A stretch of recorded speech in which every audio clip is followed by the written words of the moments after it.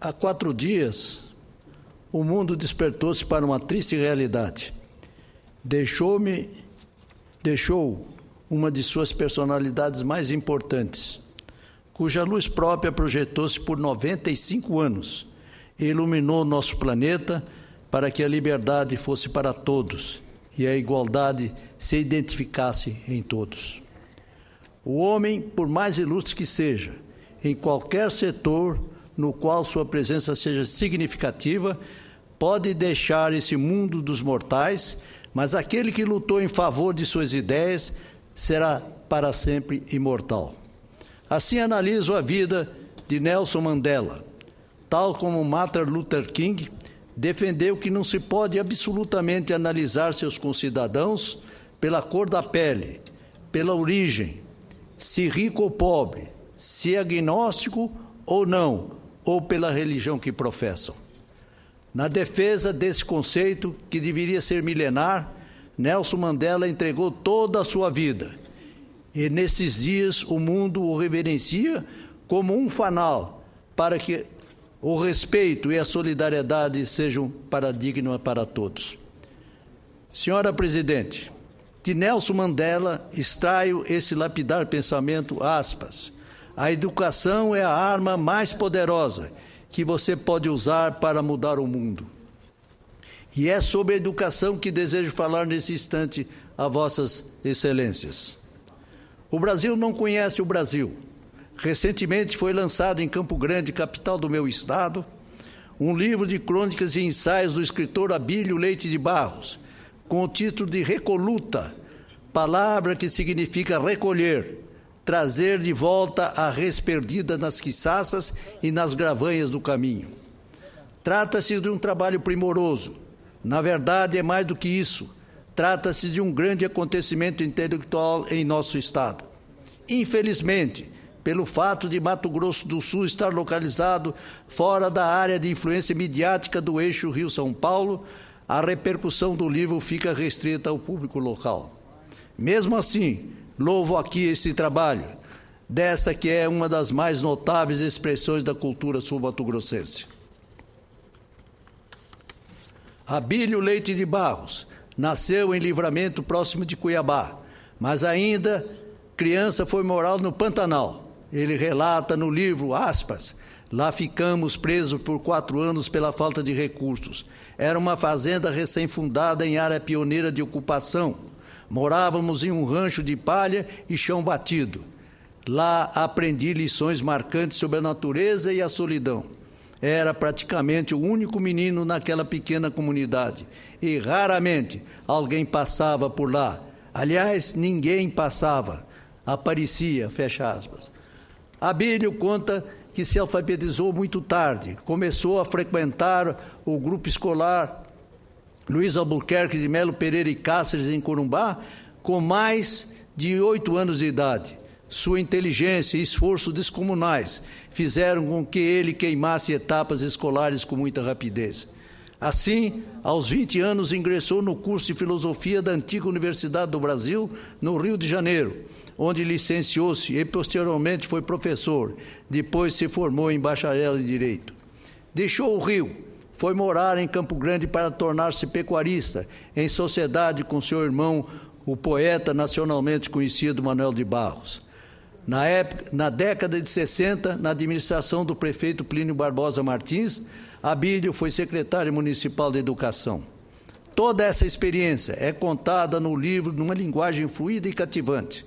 Abílio tem a vantagem de escrever de maneira simples e profunda. Seu texto é um verdadeiro passeio por vários ramos de conhecimento, indo da filosofia à psicologia, da sociologia às ciências políticas, da história aos temas da atualidade brasileira. Senhoras e senhores senadores, o objeto desse pronunciamento, na verdade, é um artigo publicado no livro que me chamou muito a atenção, cujo título é, aspas, Reflexões sobre o Ensino no Brasil, fecha aspas, que eu gostaria de compartilhar com vossas excelências, principalmente vossa excelência, a senhora presidente Ana Amélia e com o eminente senador Cristóvão Buarque. O texto abre com Abílio, contando conversas mantidas com jovens do curso médio que estudam no exterior. Esses estudantes brasileiros relatam que estudaram em Londres, Estados Unidos, Austrália, etc., abre aspas, é mole. Diante da surpresa da afirmativa, uma professora informa ao autor que, aspas, o ensino no Brasil é mais puxado, fecha aspas, do que no exterior.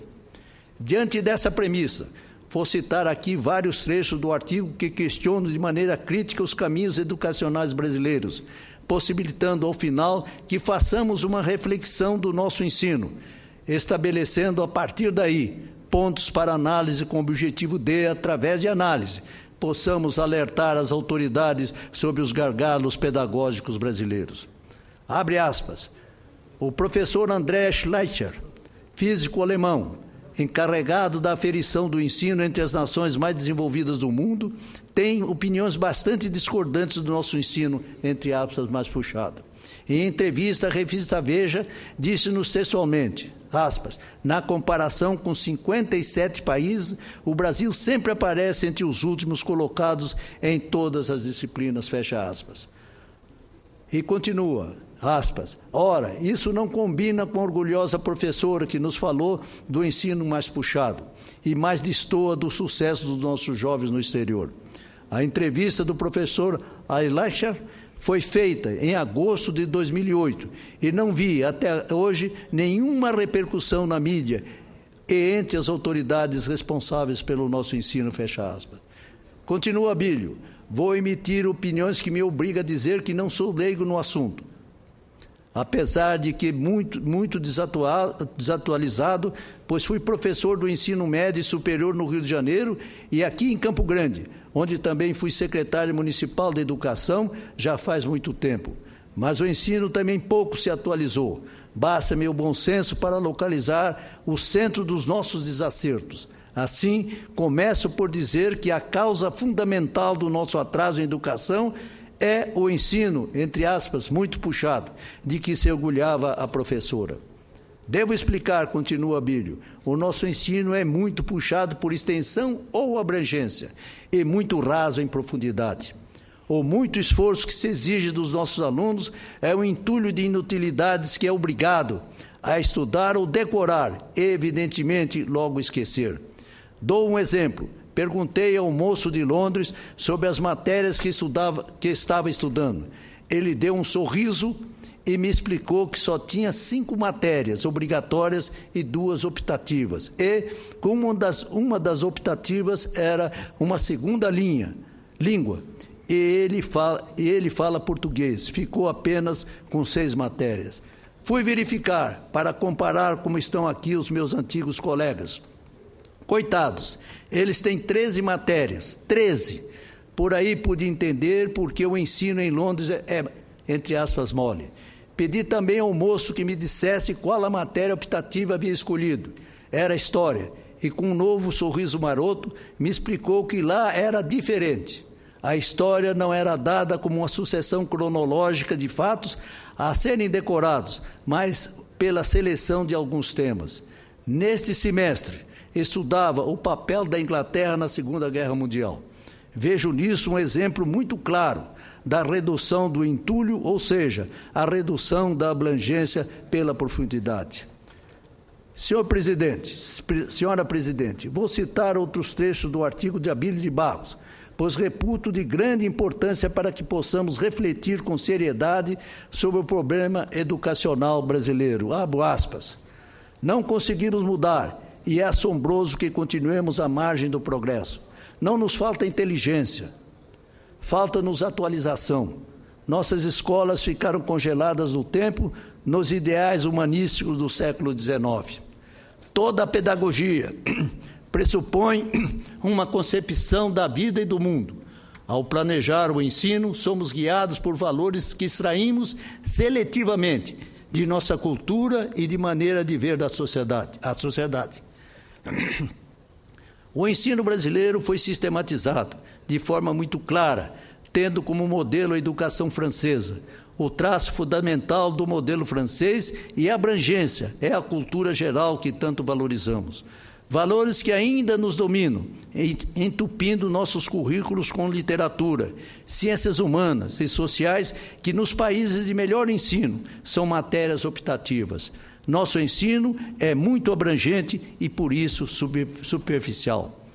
Está hoje bem definida em política que o caminho fundamental do crescimento econômico e social depende da educação. Também e significativamente aqui, explanado tantas e tantas vezes por Vossa Excelência, eminente senador Cristóvão Buarque. E por ela que se eliminam as diferenças e injustiças sociais, e por meio dela, promovendo a igualdade de oportunidades, que atingimos a desejada socialização. É claro que somos naturalmente desiguais. Uns são mais bem dotados do que outros, e, portanto, desigualdades sempre existirão. Mas o que se pretende é que a educação faça desaparecer essas desigualdades por motivos sociais. Isto é, devemos dar aos pobres, por meio da educação gratuita, as mesmas oportunidades que os ricos dão aos seus filhos. Esse é o ideal a ser perseguido. Esse ideal nunca será atingido com o ensino burro que recebem as nossas crianças. Prioritariamente devemos atacar aquela área especial que nos coloca atrás da Bolívia, a alfabetização. Os meninos que saem do ensino fundamental, principalmente nas escolas públicas, não sabem ler e escrever. Mesmo no curso superior, poucos são os alunos capazes de fazer, sem erros, uma redação de 15 linhas. Não sabem porque não foram ensinados. Depois que as autoridades do ensino acabaram com a escola normal, ninguém mais estuda a didática da alfabetização. E as faculdades de pedagogia, por buscarem excelências, também pouco ensinam a alfabetizar. E as faculdades de pedagogia, por buscarem excelências, também pouco ensinam a alfabetizar. Continua, Abílio, nas escolas públicas são colocadas como alfabetizadores as professoras jovens, inexperientes ou mais antigas que nada mais podem, ou as menos capazes que nunca puderam. Acredito que, se quisermos ultrapassar a Bolívia, esta é a área prioritária. E proponho que se pague melhor às alfabetizadoras em especial, mas que se paguem também salários decentes aos mestres em geral. O país depende deles. Continua, Abílio, quem escolhe uma profissão por elementar bom senso, consulta a remuneração advinda da atividade. Por esse caminho, na situação atual, poderá haver um rebaixamento no nível qualitativo dos professores. Se não houve ainda, deve-se ao impulso vocacional de muitos abnegados e abnegadas que assumem a profissão como sacerdócio. Imagino que, nos dias atuais, nenhum pai indicaria essa profissão para os filhos. Ora, se é essa atividade que pode redimir os guetos da miséria e injustiças sociais, por que os governos não fazem maiores esforços de investimentos no setor? Investe-se em construções, algumas monumentais, e quase sempre envoltas em corrupção. Mais importante é o pagamento de melhores salários aos nossos mestres. Só assim a profissão será recomposta em seus valores e procurada pelos melhores. Que país é esse que se vangloria em ser a sexta economia do mundo e burramente abandona a educação com salários vergonhosos? Pergunta Abílio. Senhora Presidente, quando nas décadas de 70 e 80, aqui neste Congresso Nacional, ouvi e aplaudi as constantes declarações do hoje saudoso senador João Calmon, em favor de um novo rumo para a educação nacional, com ênfase pela valorização do professor, não imaginava que, ao voltar ao Congresso, um quarto de século depois, encontraria outro apóstolo pela educação, o ilustre senador e mestre Cristóvão Buarque, a quem concedo a parte. Senador Rubem Figueiredo, eu quero dizer da satisfação de ver esse tema tão presente. Não de sua parte, que todas as vezes que nós conversamos aqui, quase sempre é sobre educação. Mas hoje tem um editorial na Folha, um editorial no Globo sobre o assunto. Eu há anos venho juntando o que eu chamo manchetes educacionistas, quais as manchetes de jornal que dizem respeito à educação. Quando a gente começou, uns 10 anos atrás, eram 5, 3, agora são dezenas de matérias. O assunto chegou à cabeça do brasileiro. Tornou-se algo Preocupante. Finalmente descobrimos. Falta agora dar um salto. E um discurso como o seu, citando esse livro, ajuda muito. Porque ajuda a descobrirmos duas coisas. Está ruim o conjunto das escolas, está ruim cada sala de aula. O conjunto das escolas, o sistema, precisa de mudanças profundas, que venham defendendo sob a forma da federalização. Mas cada sala de aula precisa de mudança para adaptar-se à realidade do século XXI. Começa que quadro negro deveria ser abolido. Hoje, um aluno não gosta de uma aula com um pontinho branco dizendo que é o Sol, um pontinho branco dizendo que é a Terra, uma roda feita pelo professor dizendo que é a órbita terrestre. Isso ele tem hoje, vendo isso em desenhos bonitos, coloridos. A sala de aula tem que mudar. E aí, o seu discurso traz uma posição interessante do professor. Nós, de fato, temos um currículo mal feito. Mas, antes mesmo disso, temos uma escola insuficiente.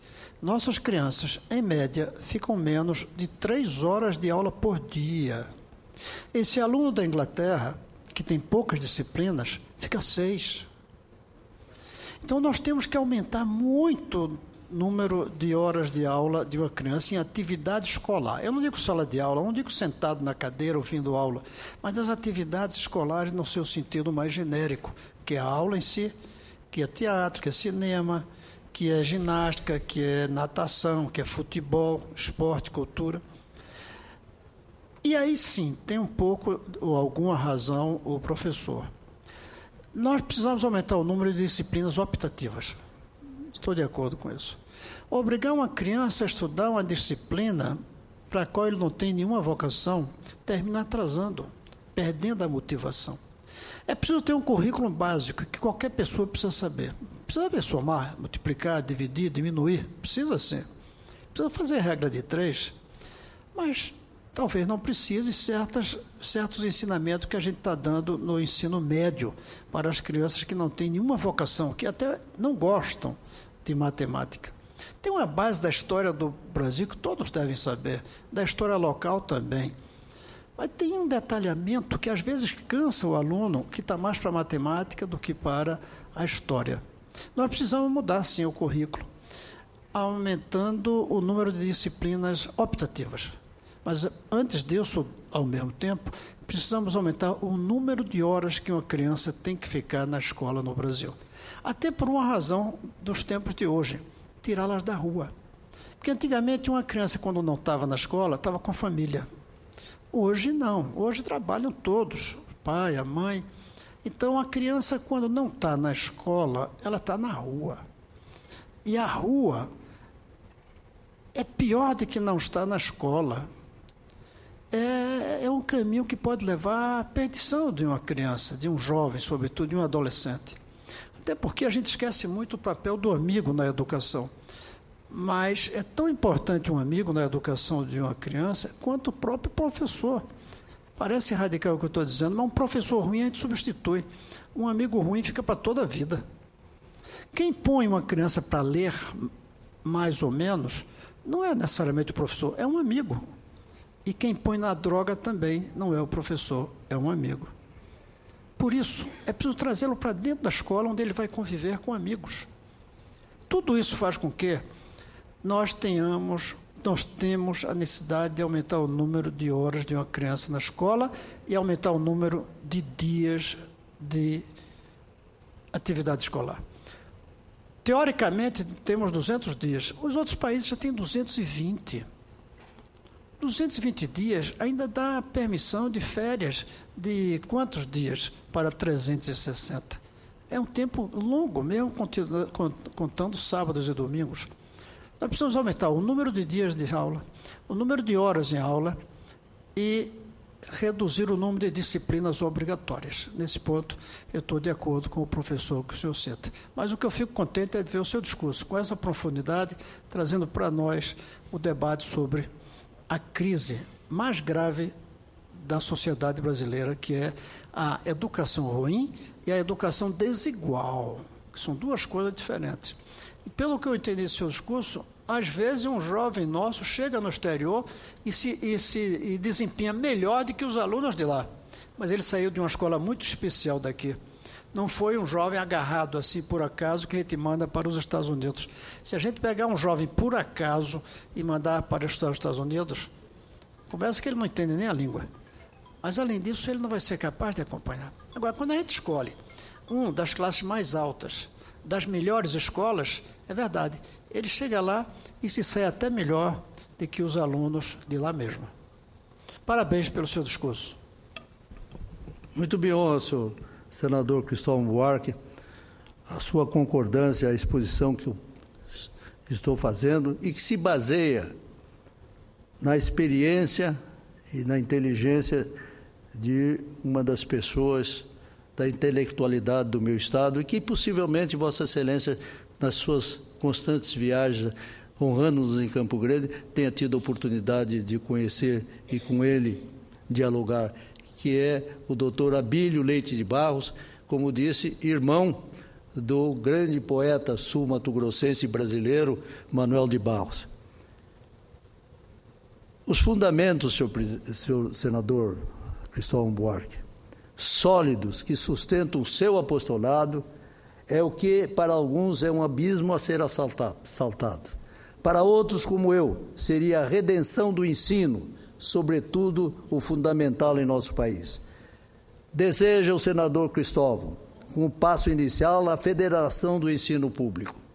Seus argumentos, que estatificam a sua cívica jornada, estão hoje consolidados por recente testemunho, como se verifica da análise do Enem de 2012, que mostra o perfil de notas por segmento de escolas.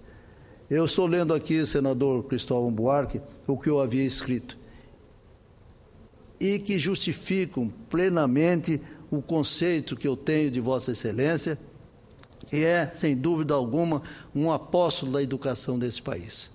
Eu tenho quase que certeza de que um dia esse parlamento, as autoridades maiores do ensino desta pátria, consagrarão aquilo que o senhor prega com tanta proficiência, que é a federalização do ensino em nosso país.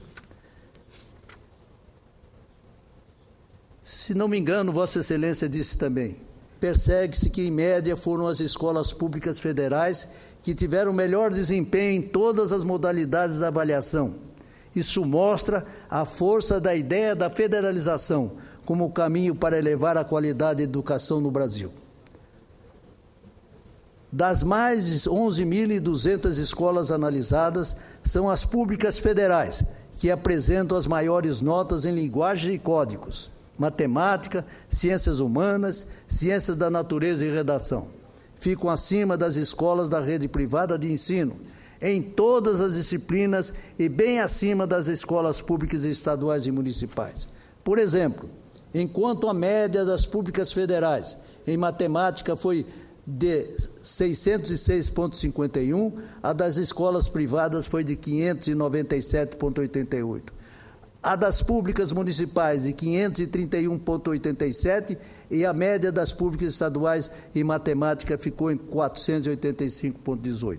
A maior parte das escolas analisadas era da rede pública estadual, 5.906, seguidas pelas 5.102 escolas privadas e 137 da rede pública federal e 97 da rede municipal. Não só a tese do eminente senador Cristóvão Buarque, ela tem ainda um extrato importante, o qual jamais será possível uma educação básica de escola, sem que haja valorização salarial do professor, única em todo o país para o ensino público. E esse é o imã que a federalização traria. Tem razão o senador Cristóvão Buarque, e a sua tese modestamente me filio. Fecho aqui o meu pronunciamento, senhora presidente, com a leitura e estas reflexões. Esperamos que elas sejam úteis para avançarmos no debate sobre a implantação da educação de qualidade no Brasil. Sem isso, de nada adiantarão os esforços de políticas sociais, que atendem situações emergenciais e esquecem que a construção do futuro depende do desenvolvimento global do ensino de nossos jovens. Por fim, senhora presidente, recebi uma contribuição que considero valiosíssima, que me veio de um jovem negro, Joel Barbosa, na qual ele fala que a educação é a ponte para a superação da desigualdade racial. É uma alavanca para a autoestima e a autodiscriminação, o que demonstra que a força, como disse aquele jovem, pode nos levar a vencer algumas batalhas. E acrescento que o conhecimento nos fará reinar sobre os nossos adversários. Dada a importância que entendo ter essa publicação, peço a Vossa Excelência, senhora senadora Ana Amélia, que a considere parte integrante do meu pronunciamento.